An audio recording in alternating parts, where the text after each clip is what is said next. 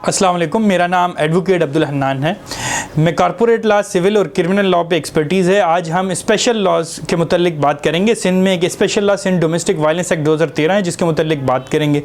उसके main ingredient या aim focus ये है कि जो बच्चे हैं या ख़वातीन हैं या वल्नरेबल शख्स हैं जिनको किसी भी तरह की वायलेंस होती है, चाहे घरों में किसी भी रिलेशन में रह रहे हों, उनके ऊपर चाहे फ़िज़िकल वायलेंस हो, साइकोलॉजिकल वायलेंस हो या वर्बल एब्यूज़ हो, इस किस्म के मैटर्स में उनको प्रोटेक्शन दी जा सके।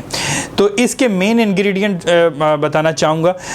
सिंध डोमेस्टिक वायलेंस एक्ट 2013 बड़ा ज़बरदस्त एक्ट है, जिसके तहत इसकी डेफिनेशन ये कि कोई भी एग्रीव्ड शख्स कोर्ट में आ सकता है और मुतलका मजिस्ट्रेट के पास अपनी पटिशन लगा सकता है अगर वो उसके ऊपर किसी किस्म का भी वायलेंस हुआ हो। सेक्शन 5 में डेफिनेशन दी हुई है।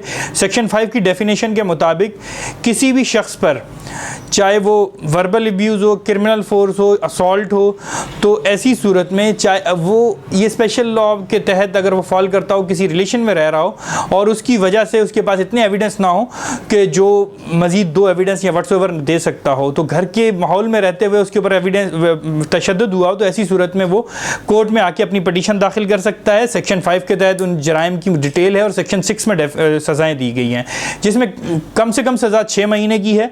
और इसमें सेक्शन 5 में तलाक की धमकी देना भी जुर्म है और गालियां देना, जिसको वर्बल अब्यूज़ कहते हैं, वो भी जुर्म की डेफिनेशन में आता है।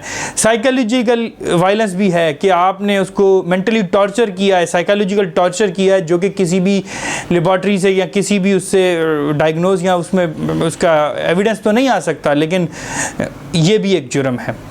तो ये इसके मेन इंग्रेडिएंट है। इसके तहत कोर्ट्स जो है इंटरिम ऑर्डर के तौर पर प्रोटेक्शन ऑर्डर जारी कर सकती है इंटरिमली, और रोक सकती है जो भी रिस्पोंडेंट है जिसने तशद्दुद किया है उसको उस घर में दाखिले से रोक सकती है, उस शख्स से मिलने से रोक सकती है। ना सिर्फ ये बल्कि दीगर भी मॉनेटरी रिलीफ भी इसमें सेक्शन 12 के तहत क्लेम किया जा सकता है। यानी किसी कोई खातून है तो अपने शोहर से अग्रीव्ड है तो शोहर के ख़िलाफ़ इस एक्ट के तहत केस दाखिल कर सकती है। ना सिर्फ केस दाखिल कर सकती है बल्कि इंटरम रिलीफ के तौर पर उनसे प्रोटेक्शन ऑर्डर कोर्ट से ले सकती है, बल्कि मॉनेटरी रिलीफ क्लेम कर सकती है। कोर्ट बच्चों की परवरिश या खातून की जो भी दीगर मेंटेनेंस के लिए सेक्शन 12 के तहत मॉनेटरी रिलीफ भी ग्रांट कर सकते हैं।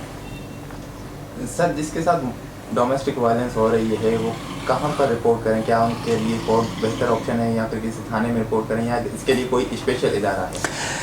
आपका सवाल ये है कि जिसके ऊपर वायलेंस हो रही है वो कहाँ रिपोर्ट करें? जी बिल्कुल, ज़बरदस्त सवाल है। तो इस लॉ के तहत हर डिस्ट्रिक्ट में डोमेस्टिक वायलेंस की एक काउंसिल बनाई गई है और वो वहाँ प्रोटेक्शन अफसर तैनात हैं। वो अपने डोमेस्टिक वायलेंस एक्ट के तहत जो भी उसके डिस्ट्रिक्ट की कंज्यूमर अपना डोमेस्टिक काउंसिल्स हैं वहाँ जाके रिपोर्ट कर सकते हैं। हर डिस्ट्रिक्ट में वुमेन पुलिस स्टेशंस हैं और वहाँ जाके रिपोर्ट कर सकते हैं। बच्चे हैं तो बच्चों के लिए भी पुलिस स्टेशन हैं, वहाँ रिपोर्ट कर सकते हैं।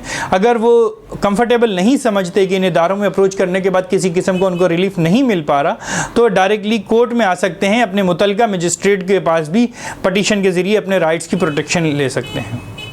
सर, क्या रिपोर्ट करने के लिए कोई गवाह या फिर कोई सबूत होना लाजमी है फर्स्ट टाइम रिपोर्ट में? आपका रिपोर्ट के दौरान मुतल्लिक अगर आपके ऊपर कोई तशद्दुद हुआ है और अगर आपके पास मेडिकल रिकॉर्ड है, MLO है, तो वेल एंड गुड। अगर नहीं है तो आप उसको रिपोर्ट करेंगे। वो खुद अगर आपके ऊपर इतना तशद्दुद हुआ है कि उसका MLO में आ सकती है, दीगर चीज़ें हो सकती हैं, तो वो इदारा खुद आपको रेफ़र करेगा और MLO के लिए, ताकि आपका मेडिकल लीगल सर्टिफिकेट बन सके।